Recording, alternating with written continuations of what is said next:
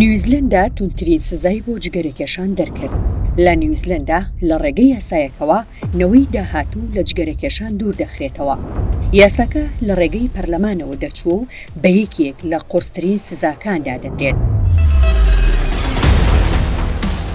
بەگوێرەی یاسانوێکان فرۆشتنی جگەرە بە کەسانی لەدایکبووی یەکی کانونی یەکەمی 2009 بۆ سەرەوە واتە تەمەنی خوار 14 ساڵ بۆ هەتایە قەدەغە دەبێت.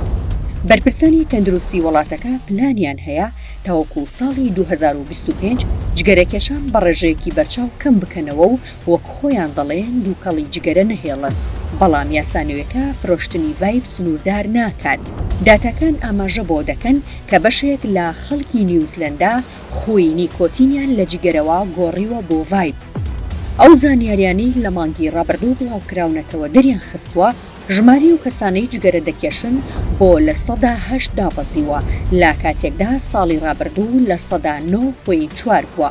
بەڵام ڕێژەی بەکارهێنانی ڤایب زیادی کردووە و گەیشتوتە لە 8.3 لە کاتێکدا ساڵی ڕابردوو لە 6.2 بووە. بەگوێرەی یاسانویەکە سزای ئەو کەسانی سەرپێچی دەکەن سزایەکی دارایی زۆری دەبێت کە دەگاتە $150,000 نیوزیلەندی واتە $96,000 ئەمریکی. بەگوێرەی یاساکە بڕی نیکۆتینی ڕێگەپێدراو لە جگەرەدا کەم دەکرێتەوە و ژماری و فرۆشیارانەی دەتوانن تووتن بفرۆشن بە ڕێژەی لە 90 کەم دەکاتەوە. ژماری فرۆشیاران تاوەکو کۆتای ساڵی داهاتوو کەم دەکرێتەوە بۆ 600 کەس کە ئێستا 6,000 کەس دەبن. عایشە فیڕەڵ جێگیری وەزیری تەندروستی نیوزیلەندا لە ڕاگەیەنراوێکدا دەڵێت ئەم یاسایە هەنگاوێکە بەرەو داهاتوویەکی کۆتای هێنان بە جگەرەکێشان. ئەو دەڵێت هەزاران کەس بە تەندروستی باشەوە دەمێننەوە و زیاتر دەژین.